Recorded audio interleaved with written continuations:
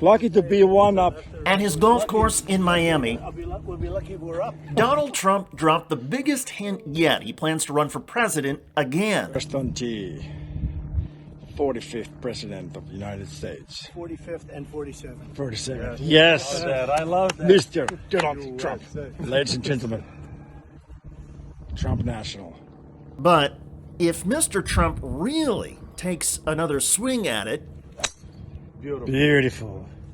What an easy game. Trump's business record will not make things very smooth, especially when it comes to golf.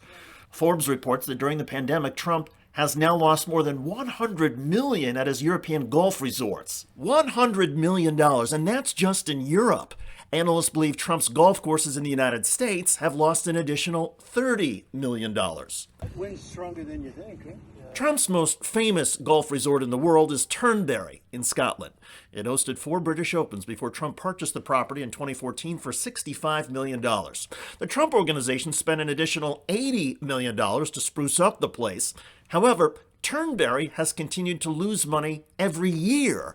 And even though Turnberry closed for part of last year, its expenses continued to be high, sparking $4.75 million in operating losses. The ledger would have been even worse had it not been for the British government giving Turnberry $3.2 million in a COVID relief grant. Nonetheless, since 2014, financial disclosures show that Turnberry has lost $68 million. Business has been similarly bad at the Trump Golf Links and Hotel in Doonbeg, Ireland. Trump spent $20 million on that property in 2014.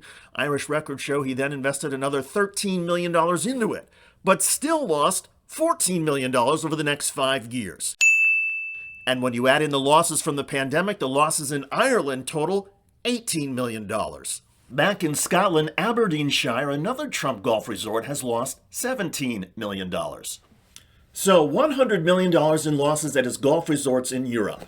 Here in the United States, Donald Trump owns 10 golf resorts, and over the past 2 years, revenue has dropped about 9%.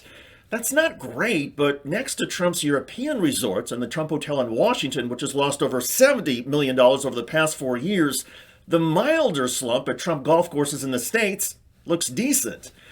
The fact of the matter is that when it comes to ownership of golf resorts and hotels, Trump is not the successful businessman he has long claimed.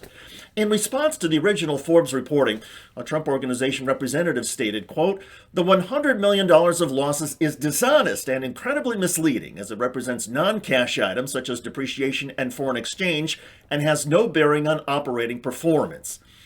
The irony in that quote is that the Trump Organization's own financial statements count both depreciation and foreign exchange as part of operating losses.